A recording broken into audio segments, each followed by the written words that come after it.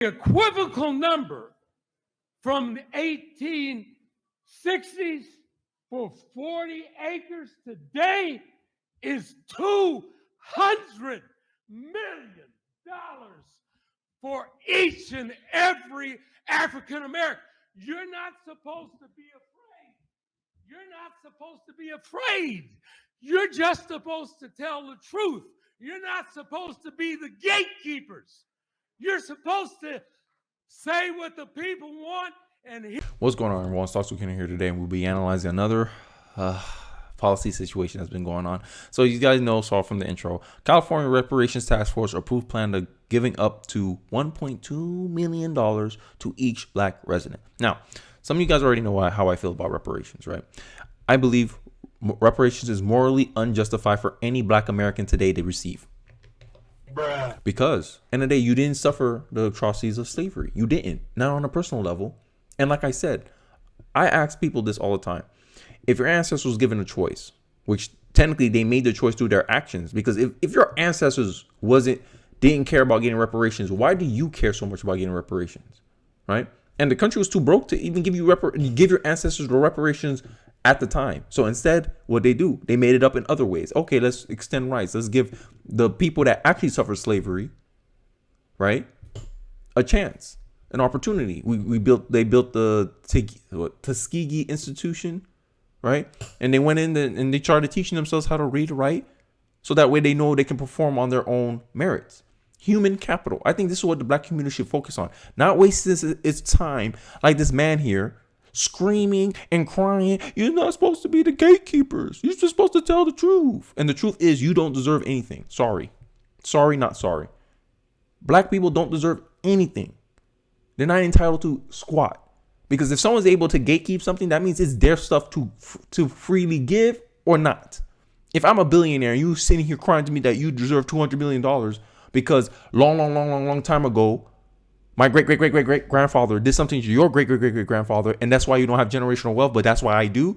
Therefore, you're entitled to my $1 billion. I'm like, look, I'm going to look at you like, all right, come take it. You can't take it.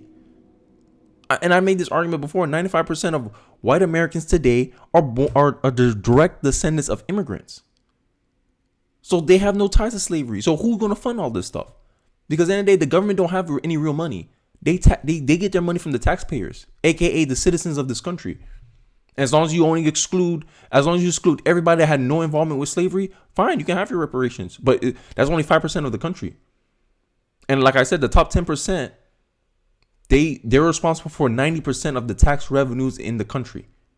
So that means you better pray that the entire 5% are a part of the top 10% of taxpayers in this country, which I doubt it. Because most Americans most billionaires and millionaires in this country did not gain their wealth through generational wealth. All these, most millionaires and billionaires are self-made. That's all I'm saying.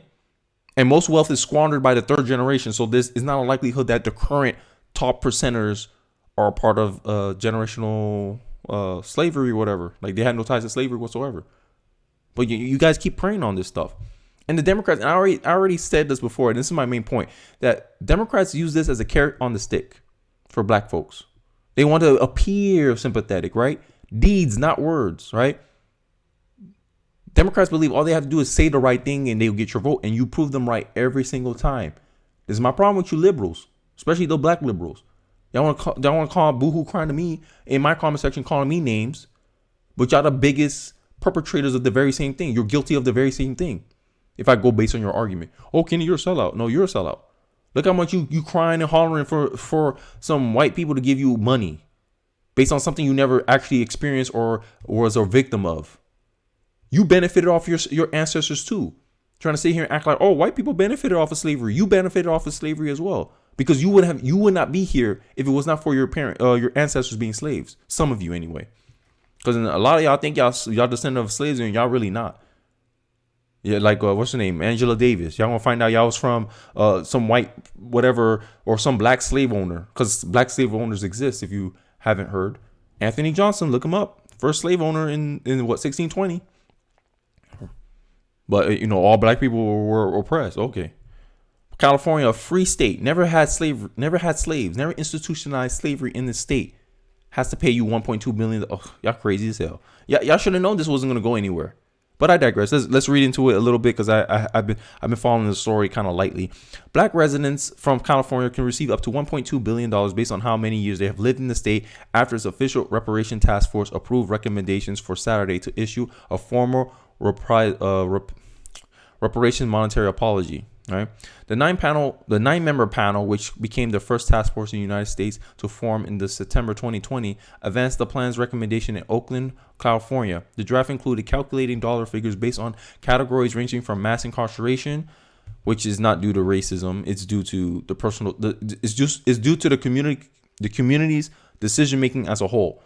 If most black men commit crimes, then don't be surprised when most of them go to jail. I'm just saying. Housing discrimination, on what grounds? If I want to give you a loan, I have to discriminate. Now, is what I base my discrimination on is whether it's good or bad. If I discriminate you based on things you can't control, that's bad. But if I discriminate against you on things you can control, that's fine. For instance, if you got a low credit score, low income, you don't have a good track record of paying off your credit, you're seen as a high risk borrower, I can discriminate against you and say, "No, I'm not going to give you a loan." Because at the end of the day, a lot of these things, these liberals claim are rights are just entitlements. You're not entitled to a house. You're not entitled for someone else to work on your behalf. You're not entitled to that. Entitlement is if you require a service or a product from someone else without their consent, with their consent, with the need for their consent. Sorry, right? Just like if a man goes up to a woman's not obligated to just have sex with you, because at the end of the day, you require her consent to get it. Therefore, it's not a right. But these people sit here and talk about things that are, they talk as if rights are entitlements. And this is the problem we have today, that any injustice, if I don't get my way, it's alleged injustice. Oh, we have a disproportionate outcome of test scores in math. It must be because math is racist. Like, bruh. I have to put that soundbite because that's crazy. That's craziness to me. It baffles me. Right? According to the latest data from the U.S. Census Bureau, more than 2.5 million Californians, about 6.5% of the state's populations, are black and could be eligible to receive reparations based on certain requirements. And here's another thing. If we're talking about fairness, right? If 94% of the state had nothing to do with slavery, why should their tax dollars be used to fund you? You guys are causing racial disparities right there. And it's not based on your own merit. It's not based on any actionable ideas you can do, right? Reparations not only morally justified, but they have the potential to address long-standing racial disparities and inequalities. Representative Barbara Lee, Democrat from California, told the Associated Press, no, reparations is not morally justified. You guys, this is morally irreprehensible right here, because you guys are trying to benefit off the suffering of people in the past without establishing any connection to these people in the past. And if you guys were actually about reparations, y'all to be like, okay, only the states that was responsible for slavery should pay. Because when this country was founded, there was 7 free states, 13 slave ones. But y'all don't do y'all research like that. The research y'all point is, look at mass incarceration, look at housing discrimination. Sure, it may have existed. Sure, if you can find me a law and point to it and say, hey, look, that in this policy right here, they said don't give loans to black people. Fine, I can agree that's racism. But what you can't tell me is, white people get more loans than black people. Well, white people do something different than black people, correct? Okay, they get different results. And just because you don't like the results you're getting, change your decisions that's leading to that. That's the black conservative argument, because black conservatives focus on human capital.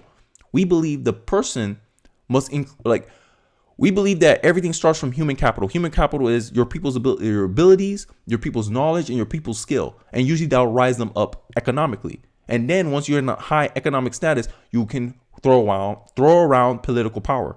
Here's a clip I found from Walter Williams, and then I'll wrap up my commentary on this issue. Let's take a look. Professor, I remember being told in school the way you get something done is to get people elected, and then you get the voting power, and then you accomplish these things. Why hasn't that happened? Well, I don't buy that hypothesis.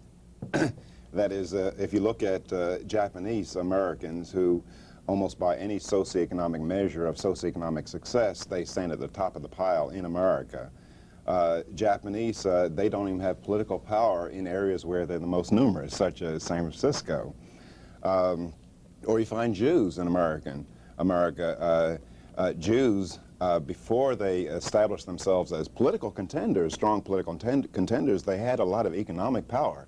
Now, on the other hand, if you look at some of the white ethnics, namely the Irish established themselves politically in many of our cities. They ran the machines, but the Irish were the slowest rising among the ethnic groups. So I don't buy the proposition that in order to get economic power, a first-order condition is to get political power. As you can see, Walter Williams is like, he's the first one that really got me into thinking about slavery in this way. Like, how much can we actually blame on slavery, right? So here's the panel, right? Look, the panel member said black residents impacted by lending and zoning redlining by banks between the 1933 and 1970s and 7. Who today is still affected by redlining in 2023? Look how far. Look at the time. They always got to look into the past, but look how far that was. Could receive each $3,000 each year. That residents in California, capping at $148,000. Another method created by the panel calculated gaps between white and black housing wealth at $145,000 per person. Housing wealth. And today, from what I understand, because I live in a community and we live in a pretty diverse community, but that's because I live in Florida, high immigration state. We got Haitians here, Jamaicans here, Bahamians here. We got everybody from all the Caribbean islands in this state. So yeah, we're a little bit more diverse than most states, right? So I know what affects my housing property.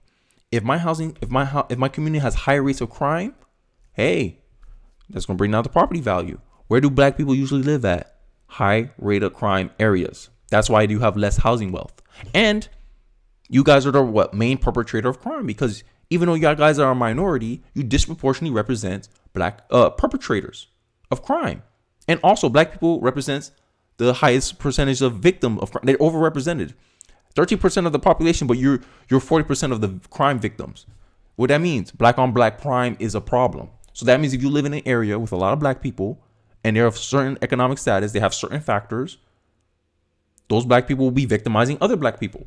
And that generates your high rate of crime. And people look and say, damn, this community is only like 13% of the population, but they're committing 50% they're perpetrating 51% of the crimes, and they're 40% of the victims, even though they're only 13% of the population, bro. Bruh. Y'all do it to yourselves. And all I'm saying as a black conservative is stop looking at politics. Politics is not the real issue. You got what you need from politics. You got the same rights as everyone else. You have the same opportunities as everyone else. Stop trying to have the same outcomes as everyone else when you're not even doing the same work as everyone else. From a community standpoint, if you do it from an individual standpoint, you won't be complaining here. I did it from an individual standpoint. That's how I can say I'm 27 years old with a house and my wife and kids. That's why I can say that.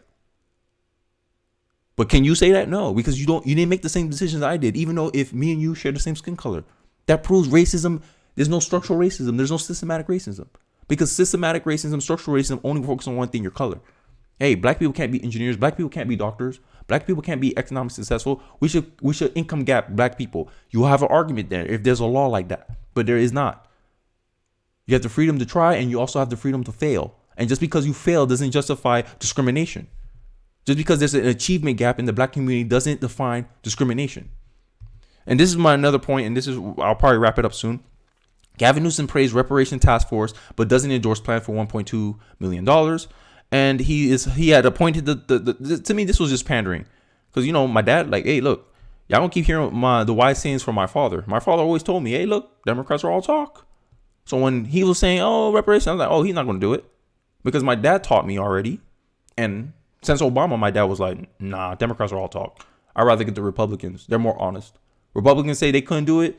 Democrats say they could do it. Oh, okay, let me trust the Democrat here. Democrat did it. Guess what? Republicans were right about them. They can't do that. Because at the end of the day, they're politicians. If one politician say we can't do it and one politician says we can do it, somebody's lying. And I just found out who the liar was, the Democrats. Words from my father, not me, right? And you see how I came out. I became a black conservative. I'm still technically independent because my dad was like, no, hey, Democrats all talk. Don't. And then my mom was trying to force me to be a Democrat. I was like, no, mom, I don't know anything about the Democrat Party. I'm going to be an independent. At 18 years old. My thing is, even with my own kids, I'll never push this stuff on them. I'll never be like, oh, vote Republican. No, I'm like, when they get their voter card, hey, put independent, because you don't know what the hell you're talking about. You don't know what the hell's going on until you can tell me or justify to me why you have the position you have. Then you can register as one of the parties. But if not, you're independent. That's what I'm going to tell my kids when they turn 18. Dealing with that legacy is about more than just cash payments. Many of the recommendations put forward by the task force are critical action items we've already been hard at work addressing. Breaking down barriers to vote, bolstering resources to address hate, enacting sweeping law enforcement and justice reform to build trust and safety.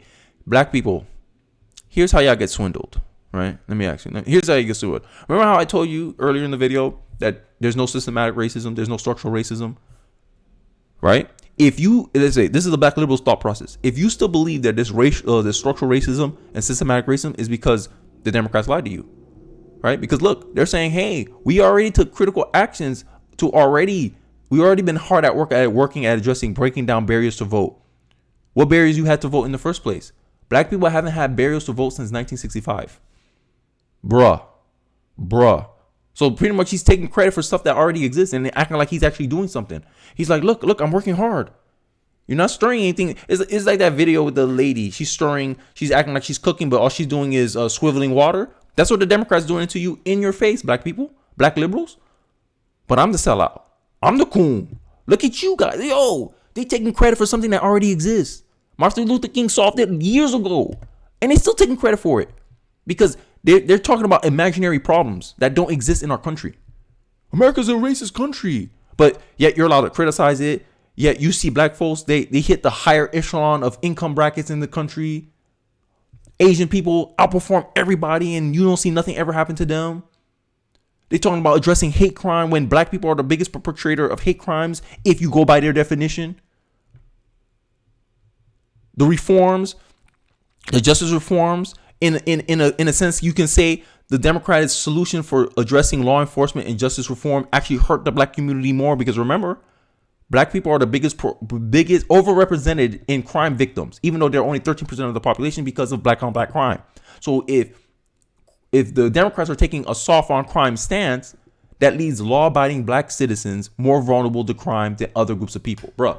I have to put that soundbite. I'm sorry, you guys not gonna like it, but damn, that is true.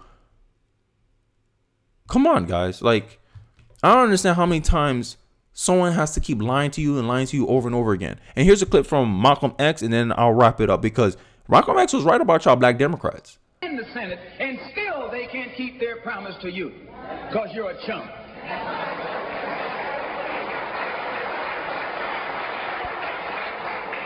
Anytime you throw your weight behind a political party that controls 2/3 of the government and that party can't keep the promise that it made to you during election time and you're dumb enough to walk around continuing to identify yourself with that party, you're not only a chump, but you're a traitor to your race.